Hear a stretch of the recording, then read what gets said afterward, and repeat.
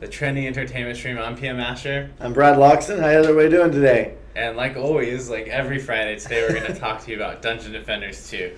I always ask how they're doing, like they can respond to me, and they never really. Well, they can. They're panicking. No sound. Oh man! Wait, one person has sound issues. We'll see.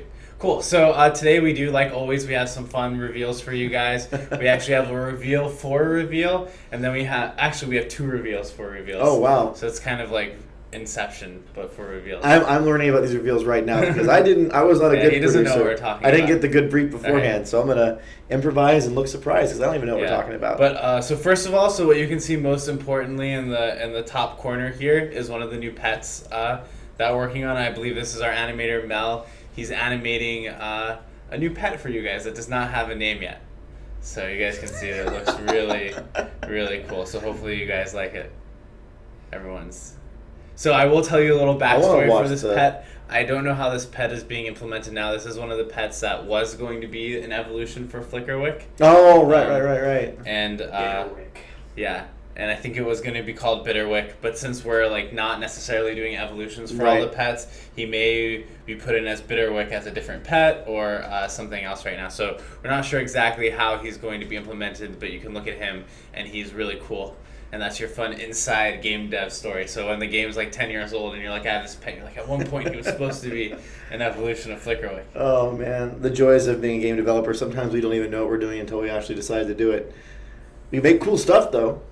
There's that. We make it and then we go, how are we going to give this to people? So for those of you guys who didn't catch the last stream, we did talk, I think it was the last stream, we talked a lot about pets. Or no, actually it was the stream before. So 2 streams ago we talked a lot about pets and kind of the upcoming changes to pets in the next patch. And we talked about evolution. And we said originally we're going to have evolutions for every pet.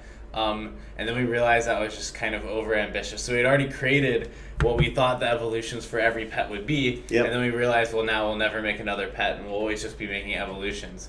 So what we've kind of decided to do is, we're transitioning. Okay, what we decided to do is take some of those pets and make them separate pets as opposed to evolutions for existing pets so that guys can have more pets. And then also some of the rarest pets, those will visually evolve as you play through the game. And then additionally, there's going to be some kind of visual change just for evolving normal pets. I haven't seen what that is yet. So I don't know. Do you know yet? No, I don't. Okay. I know that we asked for one. But I'm not sure what they're going to do about it yet. I gave them some random ideas. My ideas they usually don't listen to. Perfect. Cool. So, which is a good thing, by the way, because the artists are much better at this than we are. So that was a reveal from 2 weeks ago. So the reveal last week was about our new loot stat system. And I know that we have actually a bunch of questions from the forums today. So for the second half of today's stream, Daniel Haddad, one of our creative directors on the game, will be here. And we will ask him all those questions about the loot stat reveal. That'll be fun. So the reveal for this week, which you don't know yet, is actually about something we're calling Influence Week. Yeah! This is going to be the start of kind of a new phase in Influence, and it's going to be really exciting. So once again, this is a reveal of a reveal. So essentially... A reveal of a reveal. Yes, because we're going to have a bigger reveal in the future. But essentially, I believe starting June 8th, so save your influence points. That's when the next big influence thing is going to happen. It's going to be a week long, and essentially we're all going to be working on really cool stuff internally for you guys to vote on which stuff you like best. Can we talk about kind of what the idea is behind how we we're can talk setting it about up? a little bit and how we're setting it up. Cool. So Influence Week is actually, it's kind of but the community and us developers get a chance to really have a good time with this. What we're doing is kind of, we use the term putting pencils down. We've been working on all these different features that we've kind of planned out. We have a backlog, we have a structure for how we decide production decisions of what we work on. And we want to just take a break. Take a pause from the grindstone for a little while and spend a week being really, really creative, taking different ideas that people have been talking about for months and months. Hey, I've always wanted to do this thing or try this thing, mess with this game mode idea, fix this problem with DD2 that always kind of bugged me personally. The developers actually can form their own teams and work on whatever they want. Like, there's no structure to it what they want to change. And then we'll take all those ideas, we'll kind of put them in a pot, we'll look at them and see which ones we really like and we don't like from a developer standpoint. And then the awesome part is we're going to give them to you guys, the community, in Influence Week. And you're going to be able to spend your points on the ones that you think are really, really compelling ideas. And then based on the results of that, some of them may actually be complete things. We might actually have stuff that's ready to go into the game right away. Some of them might be cool ideas that we need to put into the backlog and actually flesh out. But, I mean, honestly, the sky's the limit with this Influence Week. I am super excited to see what our team comes up with. Yeah, and I think what's really cool is a lot of the features that you guys see in games in general, or the stuff you saw in the first game, that was something that someone just really loved and ended up working on in the game. So this is an opportunity to say, okay, we know we have all these big things that we're working on, but everyone gets to take a break and work on their own thing with a team that they really like, and then you guys can say, you know, which stuff that you want to eventually see in the game. And it's fun, too, because people who are in different disciplines get to change hats. Yeah, exactly. So you have someone who's like a 3D artist, or, you know, we have our animator, Mel, right now working on the pet. He may decide to pretend to be a game designer for a week and, like, do cool game design everyone stuff. Wants to be the game designer. Well, but, you know, what if he tried to be an engineer? That would be awesome, actually. Well, you know what? That's not too far-fetched, because we have an animator who I actually programmed something once. One of my engineers said, no, don't do that. And this week they can't say it. They can program whatever they want. Yeah. So anyways, it's going to be a lot of fun around the studio for that week. And the passion, ideas, and projects, I can't wait. It's going to be a lot of fun. Perfect. So, so that's going to be really exciting. That's going to happen June 8th. That's the first reveal for the stream. Now we're going to kind of play and just talk a little bit, take some questions from the comments, and some questions from the forums. And then halfway through the stream, when Haddad comes on, I'll reveal the next reveal of a review. I will say this. People are forming teams in the studio right now for Influence Week, and our studio really does read the forums. So if some of you were savvy, you should start, you know, proselytizing your ideas to the dev team, because if you could get them excited about something, they may actually decide to take that on as their pet project for Influence Week. So, you know some of their names from the dev blog where they say what they're working on. You might be able to, like, hey, you know, Dan Haddad, what about this cool idea?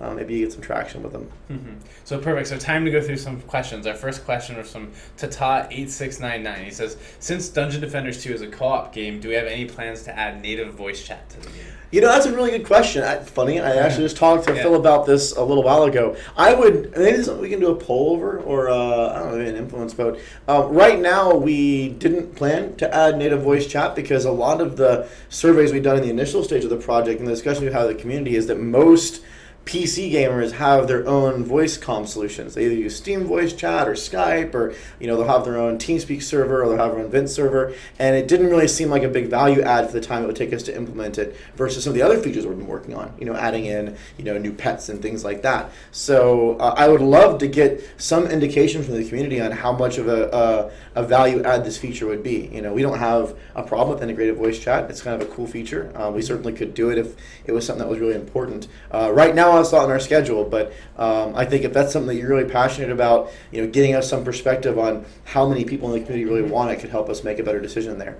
Exactly.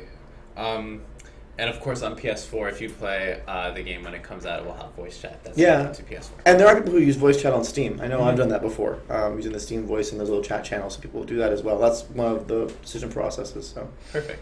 So the next question is from Danger Mouse 125. It's actually two questions. Okay. The first question is this game worth buying at the moment? I'm biased. I don't know, Phil. What do you think? Yeah. So I mean, we had like a little two-step answer to this question that we usually say.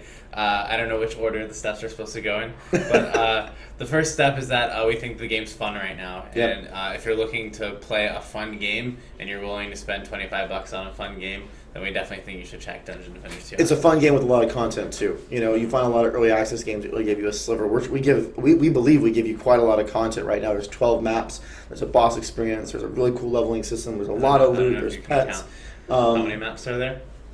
It's 12, right? 13. 13. Oh, 13. Jesus. I have 12 maps plus the... Oh, man. Yeah, 13. I even got the number wrong. So there's a lot of content in Dungeon Defenders 2 right now. And what we get feedback-wise is that people feel like the game is of a pretty good quality for an early access title. So that's one reason to get into it. The other reason that we talk about is, you know, and hopefully you see this from these dev streams and how the influence system works and what we just unveiled a little bit ago, we really create a relationship with you guys and girls to help make the best game we can. And there's a really unique opportunity at the moment to not only play a fun game, but to help shape what it turns into.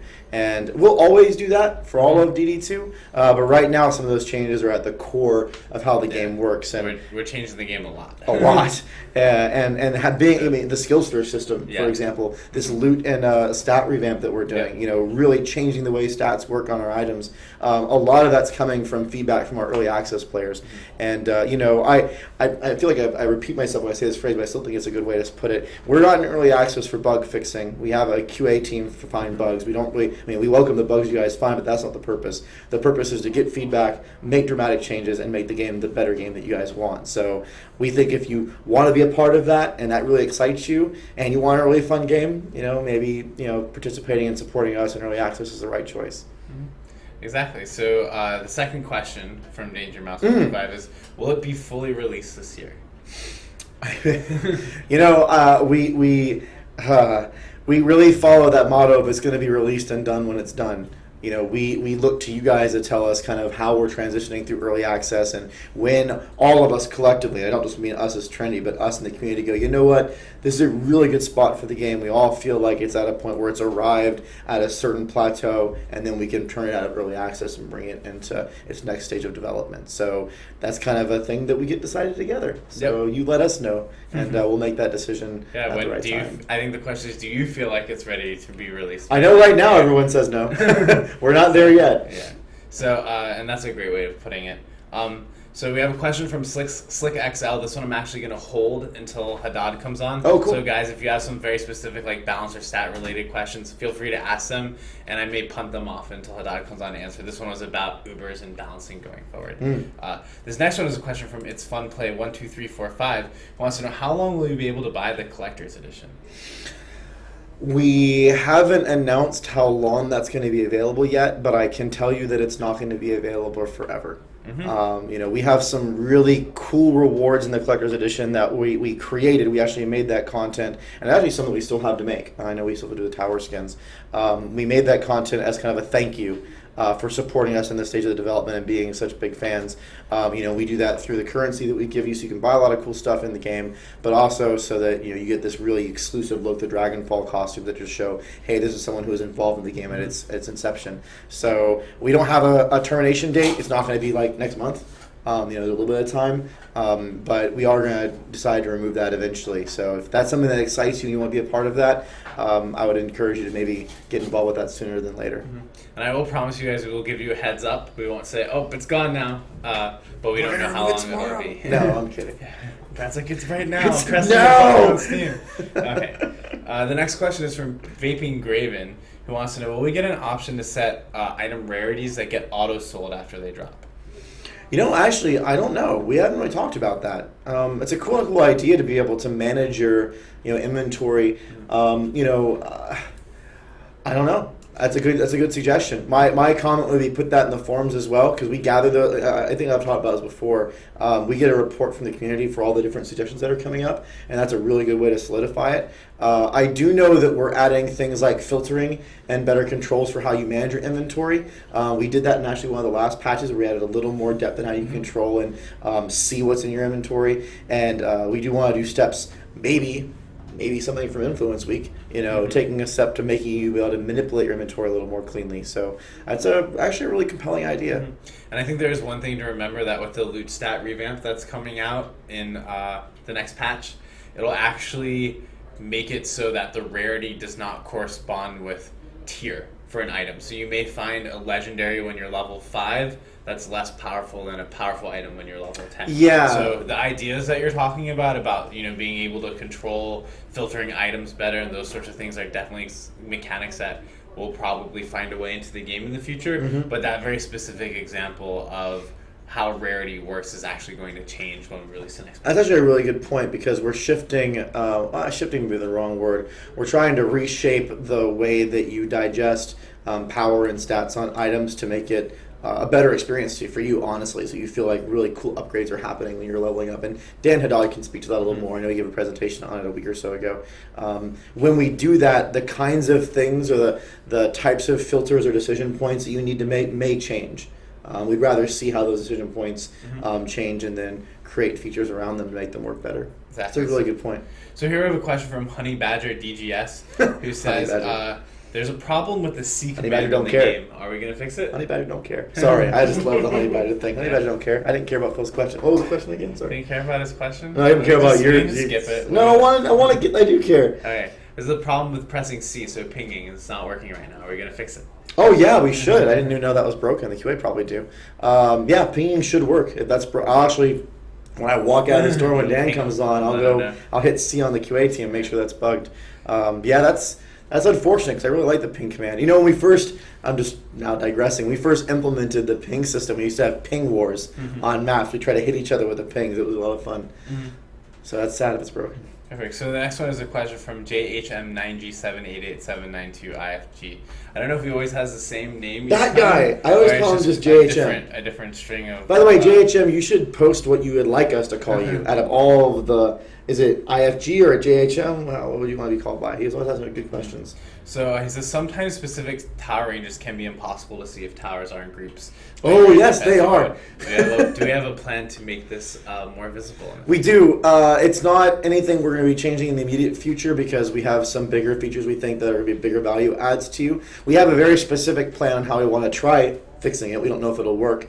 If any of you guys have seen, they're called heat maps to kind of show you degrees of intensity based on kind of like a cloud. One of the ideas we wanted to try is make it so that instead of just seeing a whole bunch of arcs, you see some kind of color representation when you hit shift that shows you, maybe red for really dense tower coverage and like a lighter color for far off ones where maybe only one tower is reaching, and do that kind of as a spatial representation as opposed to right now it's just a explosion of lines and blue colors.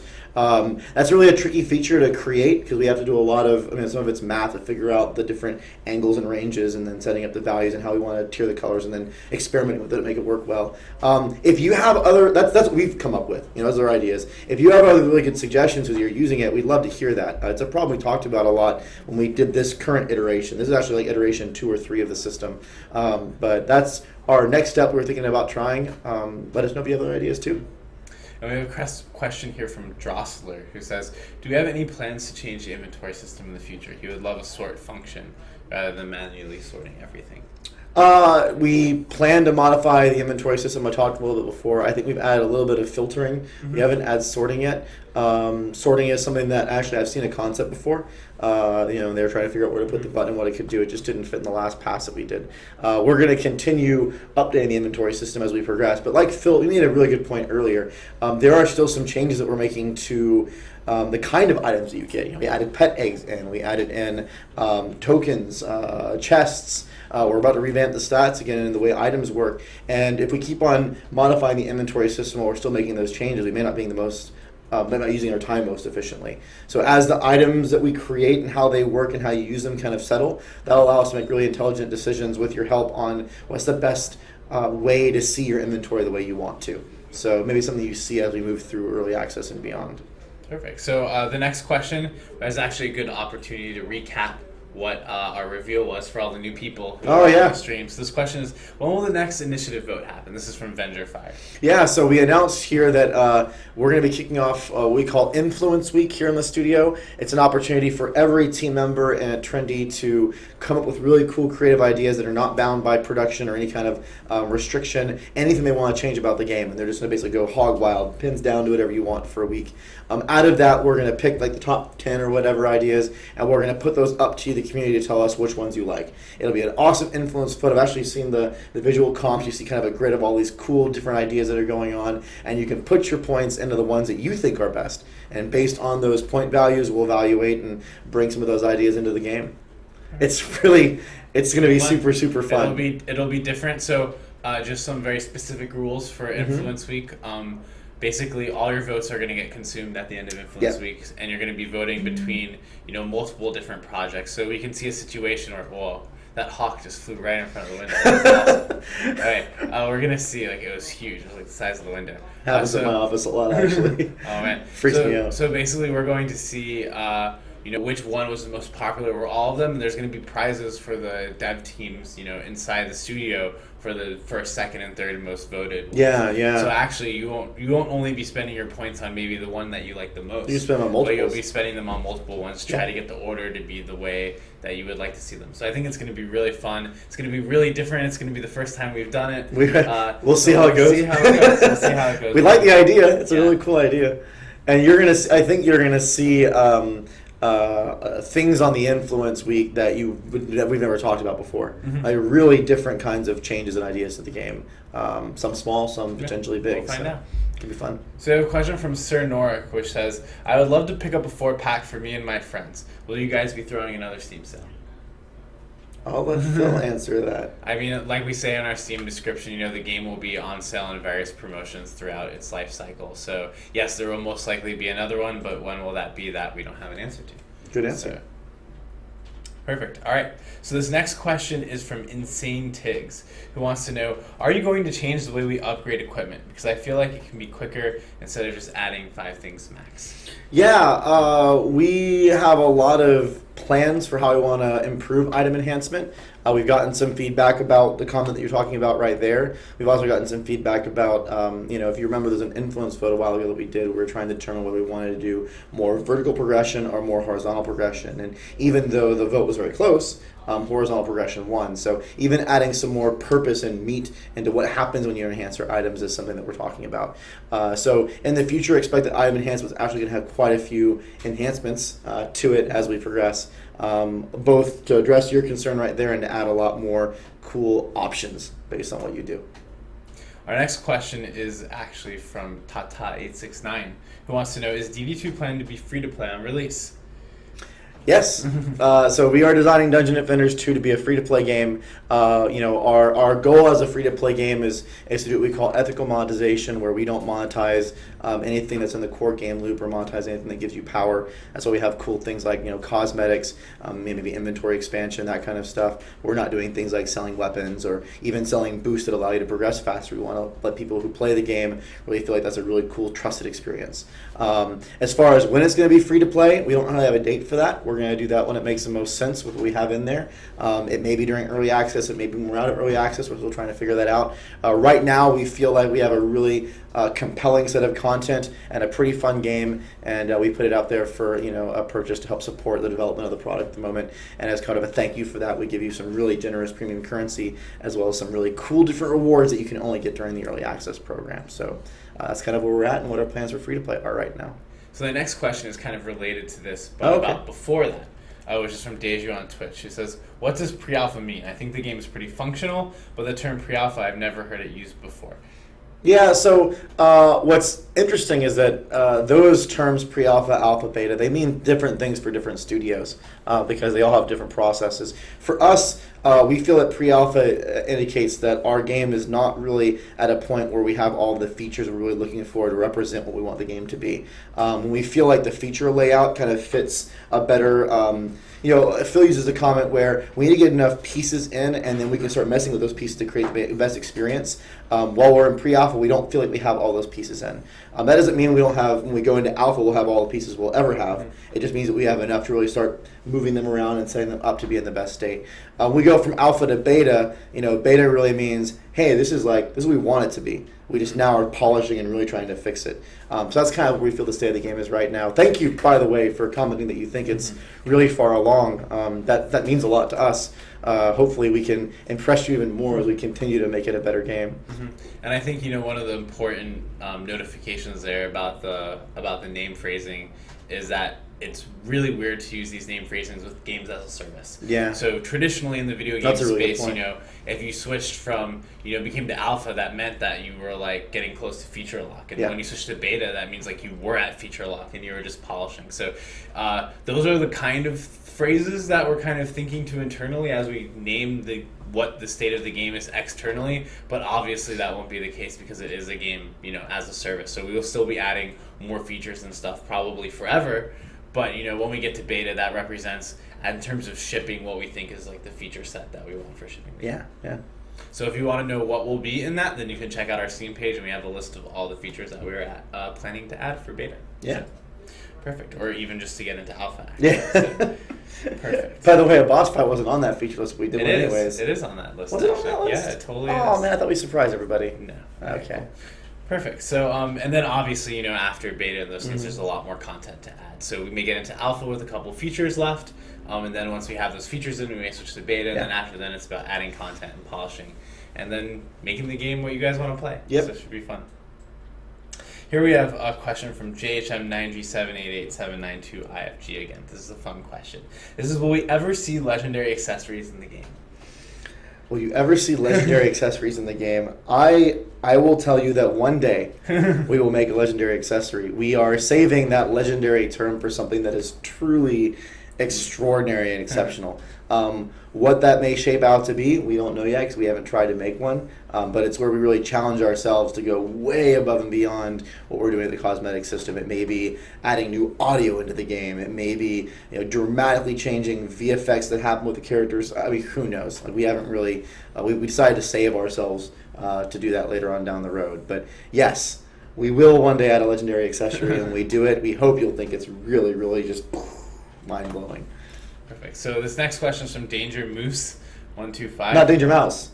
This It's is Danger Moose. Yeah. So we have two of them. I guess so. I What don't if know. they're I've just related? been reading it wrong the whole time. Oh, maybe that's okay. This is a question: is the game seems very reliant on towers? DPS is practically useless. Will you fix this in the future? That's a really fun comment, actually, and I don't mean to make light of it, but for a long time we've heard the exact opposite.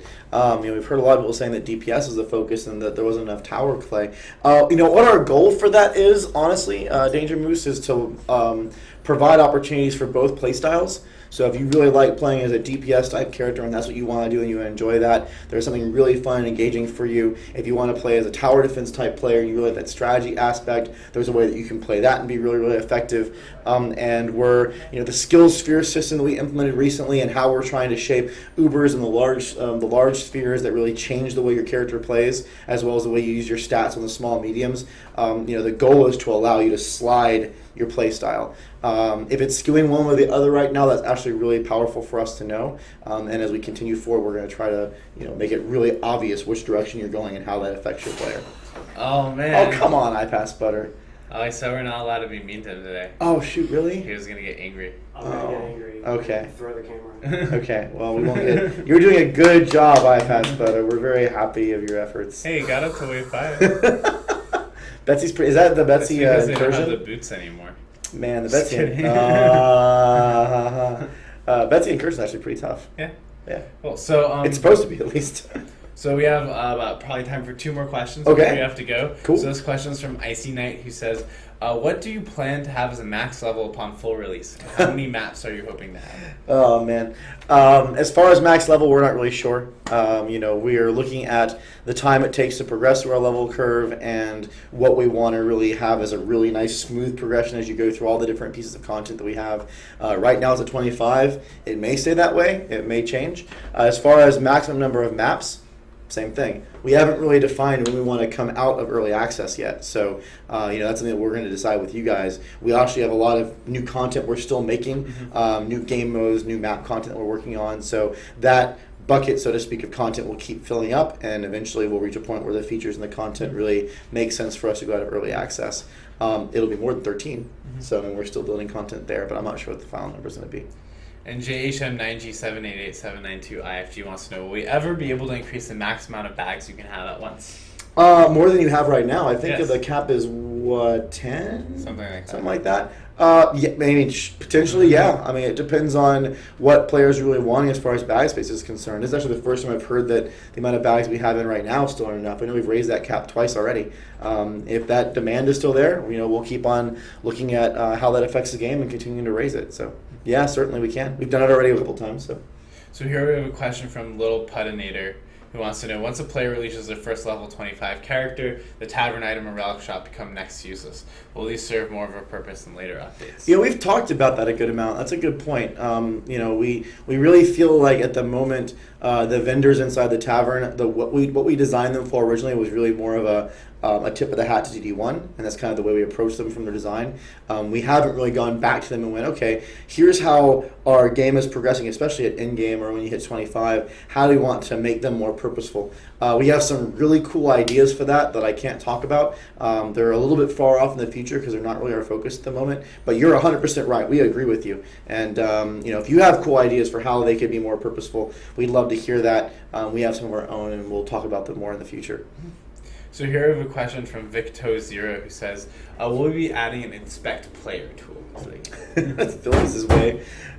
Yes, and hopefully really soon. We do know that people want to be able to see what players have in their stats. It is something that's on our backlog list. I know it's been, and I'll just be upfront with you guys, we have a lot of negotiations that go on about what things are, honestly based on your feedback, what things are coming up that you guys really care about us doing now versus what things we can push off. The inspect player thing is bounced on and off of that list quite a few times. So if that's something that you guys really are excited about and you think is super important to your play experience, please, I hate to say it this way, but talk about it. Like, let us know that that's important to you, and that'll allow us to better evaluate when we should get that in. We do have some beginning designs for it, and it is something that we plan to do sometime in the future.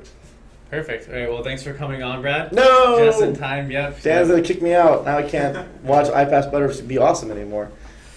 I want to watch him on the stream, though. No, I was being nice. I was trying to... I can tell when you're lying. Come on, iPass Butter. I was trying to be kind. He's going to come get you. He is. That's all right. All right, guys. I'll talk to you later. Thank you. Have fun, Dan. Yep. Would you like to introduce yourself for those that don't know? Sure. I'm Blacksmith, one of the creative directors here at Trinity Entertainment. Perfect. So we've already had a bunch of questions on the stat stuff for you. So to start with Dan, we're actually going to go through the questions from the forums first. Sure. A lot of these have to do with the stat and item rerolls. Guys, I'm scrolling down to the bottom of your comments so far, so I'm not ignoring them. So if you have new questions to ask Dan as we go through, in addition to these forum questions, we'd love to take them. But first, before I go into this, so we already revealed about Influence Week a bit to everyone, for that's going to happen on June 8th. What I want the next reveal to be is what next week's Devstream reveal is. And so and I'll let you talk about it a little bit. So next week we're going to play live Onslaught mode on the Devstream. So this is really exciting. It's going to be kind of like our first internal playtest of Onslaught mode, the first time we play the final mode. And I'll let Haddad talk to you a little bit about what's in it and what you guys can expect to see next week on the Devstream. Sure. So basically, Onslaught mode is, again, our version of survival mode from DD1. And basically the way it works is there's this idea of rounds. And we thought, wouldn't it be great if you went through a concentrated wave 3, wave 4, wave 5 version, and then you dealt with that super concentrated version, gave you a lot of mana up front to deal with it. And that's basically what Onslaught is. You deal through an infinite number of rounds, and each round's going to be a little different. They're obviously going to get harder. There's going to be, we talked a lot about last time the new enemy trait systems that come from the spawner. So there'll be more. Talk about that a little more. Oh, sure. They'll see it from the first time, maybe how it functions. Yeah, the way the new trait system works is basically when enemies come out of a spawner, certain buffs will be applied to them. So an example is where physical and magical resistance will now be handled by that. So an enemy can come down a lane and have 35% magical resistance. And we can have some cool secondary traits like Stone Skin. I use this a lot as an example. Stone Skin is basically can't get drenched, can't get oiled, can't catch fire, immune to lightning. And it'll basically counter a certain set of playstyles because something you hear us talk about a lot is we don't want to nerf things that are fun. We want to kind of counter them, give them a good roll under certain circumstances and a weak roll under different ones. So yeah, in Onslaught you'll get to see all this stuff and it'll get harder and all come together to give you guys this infinite experience. And based on the influence vote that we did quite a while ago, you guys will get to pick the reward at the beginning of every round. And if you survive, you get an actual item based on that. So it's going to be a lot of fun. This is going to be the first time we've shown something this early, kind of in the development process to you guys. So I think it'll be a really good opportunity. So for those of you on the stream and for those of you watching this on YouTube afterwards, you can come and you can give feedback to Jeff and Steve, who are actually working on it right then that day. Yeah. So I think it's going to be, you're going to see in its earliest state. There's no UI yet. There's just programmer text up on the screen, but you're going to be able to let us know if you think it looks fun, if you think it looks too easy, if you think it looks too hard, and really if you like the way the waves are composited and all those kind of things. So I think it's going to be a really cool experience for both us and you guys, and I think that'll be a lot of fun. Yeah, certainly. Perfect. Cool. So guys, that was a reveal for next week, so please tune in. Now we're going to start to go through some of these forum questions. Awesome. All right. So this first question is from Gutu and Gigazel, who want to know, in the last dev stream, we talked about critical chance as a stat. How is this intended to work? Will it be a passive or normal stat, and how will it scale? Will it be the same for all defenses? It's 6 questions. Okay. And how do you intend to balance critical hit chance, a stat that cannot infinitely scale, against a stat system that would be normally infinite? So I'm going to basically walk through each and every single question. Perfect. So I'm going to skip the first one because answering the other ones will kind of explain how it works. So will it be a passive or normal stat? It's intended to be an actual normal stat. You might get passives and skill spheres that are based on critical chance as well, but it's intended to be an actual normal stat. How would it scale? We're still kind of working out the math, but the basic gist of it right now is every 10 points that you get in that stat is going to be worth 0.1% or something like that, some sort of equivalency formula like that. And there's going to be a hard cap. So we say 50% is the highest you'll ever reach for chance or something along those lines, or 300% is the highest you'll get for damage. All right, will it be the same for all defenses? When it comes to defenses and abilities and the hero themselves, they won't necessarily, we have support for it not to be the same. So we can say like the Flame Burst Tower has a higher crit chance than others. Maybe the Magic Missile of the Apprentice has a higher crit chance than others. We can have them all be the same if we wanted to, but it supports, having some cool diverse things, which we really want to start doing with our defenses and abilities. How do you intend to balance it? Infinitely scale. It won't infinitely scale, obviously, because, as I mentioned, there's going to be this cap. We don't really imagine you guys hitting the cap anytime soon. Based on the early simulations that I did, it's going to be quite a while before you guys actually hit the cap. I really don't imagine, even with the highest tier, perfect roll, legendary, everything crit chance, you won't really hit that hard cap, which is 50%. You'll probably get to 25 or 30%. So it's going to be a ways before you actually hit that hard cap, so you don't really need to worry about it. And I think that's about it. Perfect. So we're going to go to a question from the comments right now. This one is from Aldovald. He says, in Onslaught, will we see random resist enemy spawn as Chrome or else? That would be really cool.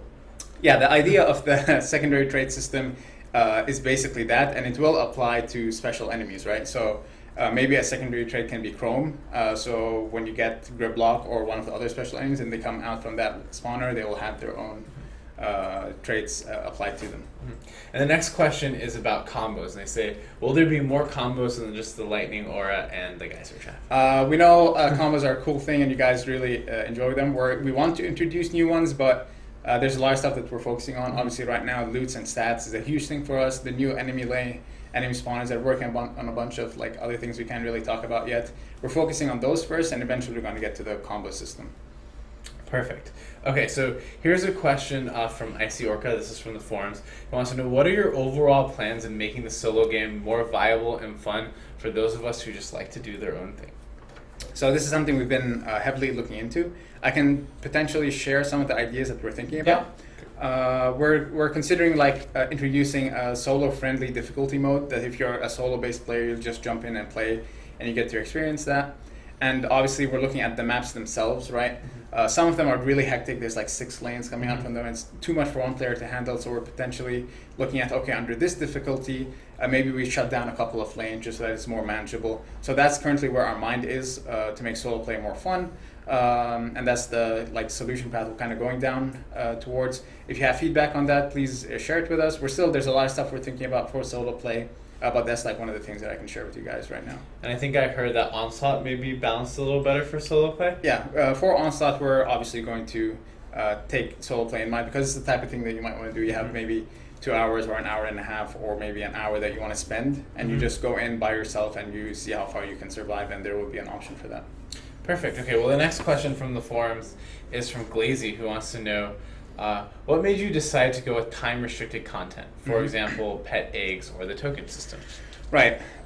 Basically, the idea there was a little interesting. What we wanted to do is not, specifically the pet eggs thing, we wanted to keep you guys coming back day after day, and more importantly, give you guys something cool to look forward to on a daily basis. So the example that I gave when I was talking about the pet egg system before we revealed it was, you get these cool pet eggs, you put them to incubate, you go, you play a bit, then you go to sleep and you wake up and you see what cool thing you got. And then you go through that loop on a daily basis. So we really want to hit that retention point. As for restricting content, the Ubers and the really cool things, there's 2 parts to it, right? If you look at the Betsy pet egg, which is super expensive, it's meant to be this badge of honor, I went through the paces, I got this super cool thing, and now I'm showing it off. And as for the other stuff, we wanted to give you guys rewards that aren't just RNG based. So it's all right, if I play every day and I get my tokens, I can actually redeem something of value. And that's where our mind was for time restricted content. Perfect.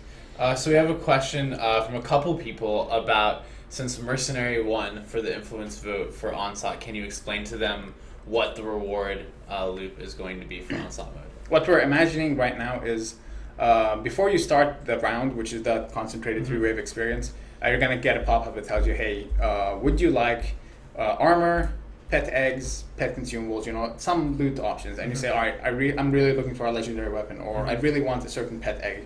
And you pick the one you want.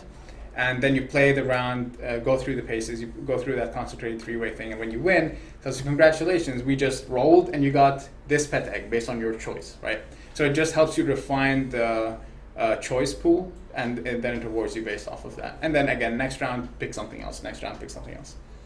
Perfect. Okay, so we have a question here, and this is from Spencer1K, who wants to know, will the gear reroll wipe happen in a hotfix before the next big patch, or will it happen with the next big patch? And have you decided on what you want to do? Next big patch, I think what we're leaning towards is having it happen at the time of the next big patch. It really doesn't make sense to kind of re-roll things or wipe things early on and then release the patch, so we want to probably do that all in one go, whenever that patch may be.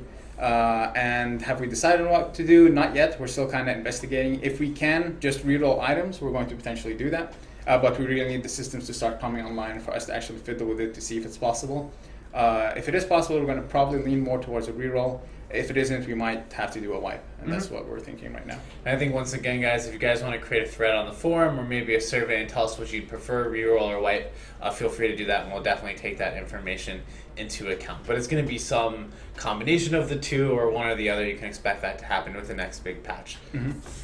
The next question from the forums is from Dead Eye Darkside, who says, "What is your opinion? Sorry, I just lost my words completely. What is your opinion that on Incursion you can tank an ogre without an issue? For example, the big end wave bosses, using a Serenity Aura and a Squire made for tanking. But on Life Root Forest, bosses, so like the orc and female orc bosses, are one or two shot death." Yeah, like we kind of talked about for quite a while now, the current game balance state is just a mess right now. That's due to a lot of reasons. Legacy items that we didn't wipe or reroll yet, special stats that shouldn't be appearing on item appearing and stacking in weird ways. So it's kind of a mess right now. When we actually get to balance the game the way we want to in the future upcoming update, we'll Fix all it. this will be fixed. Yeah. Perfect. You heard it here first. Everything will be fixed. All those issues will be fixed. Okay. All right. So we have a question from Tata8699 who says, "Will the Betsy pet egg be an item you can roll from onslaught mode?" From onslaught mode, no. We're kind of thinking about it, like maybe giving you the chance to earn more tokens in some way. But the goal right now is no, you won't get like the specific rewards as an option. But what we're exploring is the idea of, all right, this time on wave 5 you got lucky and it says one of the options is a token. And they say, all right, I want my token, and then you play, and then it says, all right, you got 10 Betsy Wyverns or another token or something else. But that's still something we're exploring. That'd be cool. Awesome. Okay, so the next question is from MKT Singh, who says, "Do you guys have a specific guideline on how much damage per second a tower would do? In one of the games I used to play, the devs set up a parameter and tag for all the skills, with different tags like damage over time, area, range, melee, etc. And each tag gave a multiplier to the skill to determine the overall skill strength, so nothing was out of line." Right.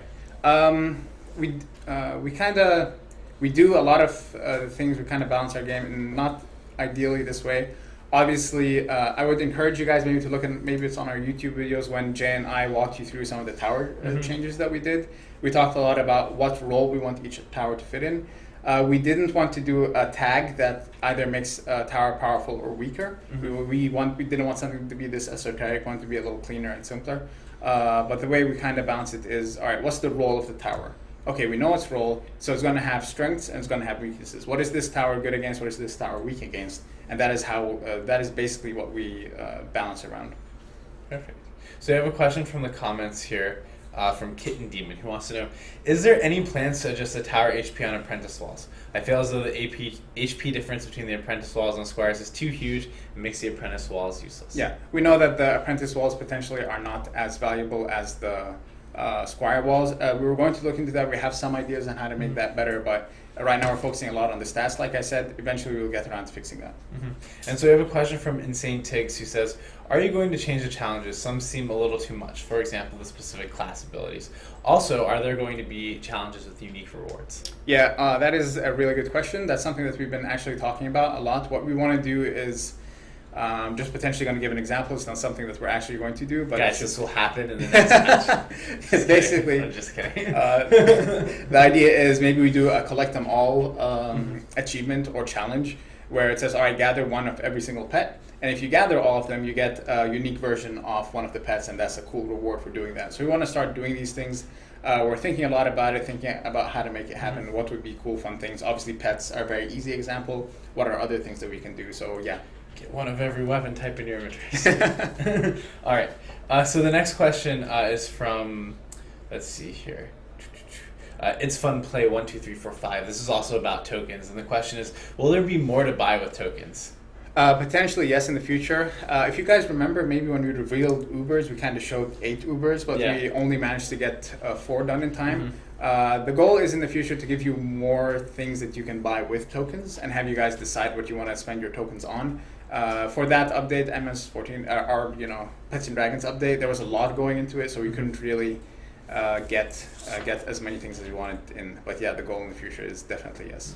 So this next question is also from the forums. This is from Crocozilla, who wants to know, in the future of matchmaking, do you guys have any plans on letting the players join other server social taverns? Maybe something like a server browser or an option to choose which region we would like to connect to. I'm not sure. We're potentially thinking about other regions. Something that we are obviously looking at is, if you are in a social tavern and your friend's in a different one, how do we get you guys in the same one together? We want to get that down, figured out before we kind of allow you to jump between regions first. Perfect. Okay, cool. The next question is also from the forums, and this is from I'm a Ninja, who says, are we going to see more items with tower speed for passives, or do you have something more interesting up your sleeve? For tower speed, basically they'll start appearing as passives and as skill spheres. And the way we're kind of thinking about it is, there can be some, not as interesting things like, all right, it's just a flat increase in passives, and maybe some cool things like every time a tower gets hit, it has a chance to, this is just me completely coming up with a cool idea. Designing on the fly. Don't hold it against us. Maybe you can get something on a blockade that says, hey, when it gets hit, there's a 10% chance that it's going to buff the attack speed of everything around it. So that's like a cool passive idea. So it'll be, man, that'd be awesome. Let's go crazy. There'll be cool, simpler ones, and there'll be cool, more advanced ones. So yeah, we're investigating now those. Everyone's going to want it. Probably, yeah. Yeah, I'll bother you about it. All right. So we have this question from the comments, which is also about defense speed. This one is from the Foam Helmet. Okay. It says, with the removal of speed as a main stat, but kept as a sphere, do you foresee people using nothing but speed spheres and ignoring all their options for their towers? Or will the scaling be changed to compete with the new crit or damage spheres? Basically, the theory that we wanted, or the thing that we wanted to do with defense speed has always been, what kind of build are you building, right? If you have a bunch of things that are chance on hit, obviously having a lot of defense attack speed is going to be beneficial for you, right? So we really want you guys to start thinking about what sort of build am I building, and picking the right things to complement that. So yeah, if you have a lot of things that are chance on hit, having a bunch of things that fire a lot faster is going to help you with that. So that's the mindset we want you guys to start adopting, and we want to start fostering more. And I imagine the same thing. Can you give an example for maybe crit hit chance and damage when you'd prefer that over speed? Same story for crit hit chance. Maybe every time you land the crit, something happens. So you really want to up your crit chance. Crit damage, maybe same story. Maybe every time you crit damage, maybe it propagates to other things as well. So there's a lot of cool things that we want you guys to start thinking of. What sort of build do I want to try or experiment with this time? And maybe you can mix and match in the future. So we'll see what you guys come up with. Awesome. So the next question is from the forums. This one is from Jay Bones, who says, when can we expect to see more maps for the Incursion playlist? Yeah. It's funny because I know Bickle, one of our level designers, has made a really cool incursion, and every week he asks me, when are we going to release it? When are we going to release it? We have a few that we're kind of sitting on, but we want to make sure that, one, we kind of introduce them in the right place, in the right playlist, and two, we give you guys cool rewards for them, right? We don't want to just have an incursion that doesn't give you anything new or anything unique. So that's kind of what we're building towards. And obviously in the work that we're doing for stats and the whole item power thing that we talked about last week, it's going to be a lot easier for us to say, all right, new incursion gives you better item power. So perfect. So this next question is from JHM9G788792IFG, who says, I'm getting really good at saying his name. Nice. Says, can you tell us more about pet passives and active abilities at this point? Is there any new news? New news. We're working on them. We're still working on them. We're focusing a lot on actives before passives. So there might be a bit of a delay on the passives. Our primary focus right now is all about the actives. And we want them to be, these cool additional abilities that you can basically pick a fourth ability. What do you want your fourth ability to be? You pick your pet based on that. Some of them, the three like umbrella things that we're talking about are pet fires a projectile, pet buffs you or buffs things in an area, or a pet does an AoE ability. And you'll see like different permutations initially based on those three umbrellas. Perfect. So this is a set of 3 questions, so I'm going to ask each of them to you. So the first one, is there a possibility of a 5th character before release? Before release, probably not. Okay, good. Next question. What about challenges like there were in DD1? I think they're referring to the rewards. I mean, obviously, we're always going to, we're always looking at DD1 for inspiration on what works and what doesn't. When looking at rewards, yeah, we can look at DD1, see potentially what might work and what doesn't. And I think that the other thing, I don't know what their question was here, so I'm turning it. Challenge missions like in DD1. Challenge missions like, oh yeah, those are, we talk a lot about those internally. We kind of want to do more of those. But the way we'd like to do them is expanding on the incursion system. So it'd be an incursion that's really unique, really complex, and that basically functions as a challenge. Wasn't that rains goblins from the sky? Rains goblins from the sky. One has an ogre that's your defense. Yeah, exactly. Yeah. He's your friend ogre named Gary. Okay. So the next one is, what about gun and crossbow weapons for the Huntress? Actually, I was talking about additional weapon types like earlier today. We really want to do like cool things with weapons, maybe add like maces, axes, one-hand crossbows.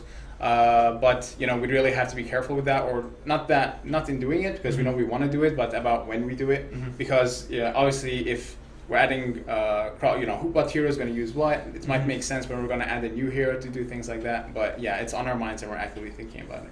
Perfect. Okay. So this is the last question from the forums. So thank all of you for submitting your questions to the forums. If you have questions for next week, please submit them, and then Josh and iPassphoto will go through and collate the top 10 for us to answer on the stream. So this is another question about the loot in the upcoming patch. Here, Toppler wants to know, with the upcoming patch that changes loot, will the Huntress's flat increase to blast radius special stat on medallions be fixed so the increase is actually noticeable, as a 1.1 increase to a 250 plus blast radius is pretty small? Now, I don't know about the next patch because I'm not sure. There's some things that are hotfixes and some things that are patches. When it comes to our passive balance, like I said, our balance is a bit of a mess right now. So when we actually get our game balanced accordingly, the way we like it, we can actually start looking at these things and saying, all right, what are the ranges that make sense for these things? It doesn't really make sense for us to patch something in to an already broken, balanced game. We want to balance the game and then start, fixing those things. Perfect. So here we have a question from Juabi who wants to know, will robot pets return to DD2? Robots could be a species for DD2, yeah. I think that would be a fun pet species. What other pet species are you possibly considering in the future? A robot was actually one in the pitches that I did. So definitely robot was on our minds. What was it like? I had this idea. I think robot eggs should be square or something like that. That would be cool. Miscellaneous was a category where maybe you get an egg and it doesn't fully hatch. You just see like eyes come out of it and like hands and feet. It's like, what do we classify those like cool ideas? Well, we just call them miscellaneous pets, and miscellaneous can be a species as well. So yeah, there are a bunch of like cool ideas for species. Cool. So you heard it here first. The next two. I don't know why I'm in a mood for fake promise things today.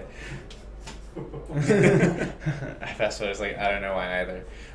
So here Snappy G wants to know, is there a possibility for an option to get rid of the power shot for the Huntress to not home in on targets?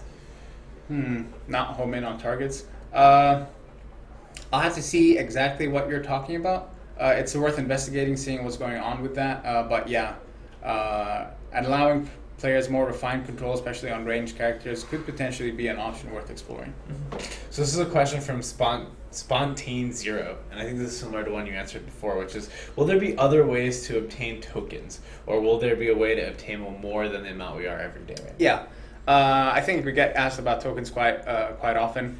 I'll repeat what I always say, that we release our tokens a lot higher, like things more expensive than we were originally intending, because we figured cutting back is a lot better than increasing the price for things. We're still waiting on data to basically react on that, so that's one thing you guys got to keep in mind. As for new rewards or having things that are cheaper, yes, certainly. We're looking at potentially giving you guys more things that you can buy with tokens, more ways to earn tokens, maybe through like a better daily mission system, or things along those lines, or through Onslaught like we talked about just a bit ago. So we are exploring, basically looking at the token system and expanding on it quite actively. So we have a question here from ES Zeus who says, if I buy the Betsy egg right now, Is there a way to give me Betsy tokens back if you're going to make it cheaper? If we're going to make it cheaper, I don't say no. Yeah, we can't do that right now. So that's part of early access, unfortunately. When we add in new features or new ways to get tokens, there's not going to be refunds. For premium currency, however, if something like that happens, then we will, of course, refund your premium currency since that's like a static value in the game. So the next question here is from Lido Diamos. He says, are you guys going to add the unused maps to Incursion and do a power scale like with DD1, where earlier maps were a little easier but still, harder to play as in the later game? Actually, we were just talking about that now. We were talking about, okay, what do we do when we increase the level cap, or what do we do with like some of our earlier things? There's a lot of work that I literally just was talking with Stephen Collins and Bickle about that, our 2 level designers. We have some cool things planned.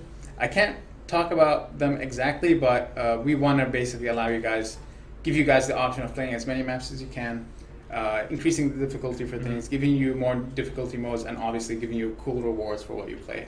And we're really hoping to sometime in the future ramp up on incursions, because we really like the ideas of incursions, coming up with cooler, more creative incursions on different maps, and that's something we want to try exploring. Perfect. So here's a question from Copper007 Head, who wants to know, will there be a transmog NPC or station to allow us to change weapon appearance? Change weapon appearance, that's a hot topic actually. Some people internally want it, some people internally are arguing against it. There's pros and cons to each side, and it's worth kind of understanding the arguments before you guys kind of give good feedback. Basically, something that we like is when you have a cool looking legendary that's like another one of those. Damn, look at Butter's Tavern. Just ripping it apart. Interesting. As I was saying, the idea of if you have a cool legendary weapon, that means something, rather than saying you get a cool legendary weapon and then you transmog it to be the wooden sword. It doesn't really imply much. So that's the people that don't dislike it. That's the argument that we're kind of that's the main argument. People that are arguing for it, it's all about potentially giving you guys the freedom to customize your hero the way you want. Maybe if you see the Ninja Monk and you see the concept art for the Ninja Monk, he has a cool Ninja Monk themed weapon. And how do you, if you want to complete that set, how do you allow you to take that weapon and still have it be meaningful? So there's a lot of things we're talking about. But yeah, feel free to jump on the forums and tell us what you think. Exactly. So the next question is from Anna Ply, which says, do you plan to get rid of the auto-directional movement that melee attacks make? It's frustrating to dodge ogre attacks. Get rid of it? No. We're not planning to get rid of it. We are planning to potentially improve it, especially there's an issue now where if you have a lot of increased movement speed, you're actually moving a lot further than we intend. So there are some improvements that we want to do to that, but getting rid of it completely, no, we're not intending to do that, at least anytime soon. Okay, so the next question is from Venger Fire again. He says, with each pet evolution, how much damage will the pet's damage go up by? At the moment, pet damage is pretty much worthless, and when they're fully evolved, I would want them to be a powerful champion to fight by my side. Yeah, obviously we gotta balance that accordingly. We can't have a monster pet just dominating everything around you. But the way, what happens when you evolve it, you can basically increase its level more, so it scales a lot more and a lot better. And obviously its scaling becomes more powerful. So that'll basically be what happens when you evolve it. And obviously when you get to the highest tier, you're gonna really feel like your pet can deal with things a lot better than now. Keep in mind, you guys are still on the very first tier of pets, so. So the next question is from It's Fun Play 12345. It says, will there be different campaigns? For example, the Forest campaign or something like that? We are planning. Maybe Danny can answer that if you guys post it on the forums a little better. But we do have an idea of what we want, our main campaign to be, and what could be some cool side content, side campaigns to be. So we're thinking about those. Okay.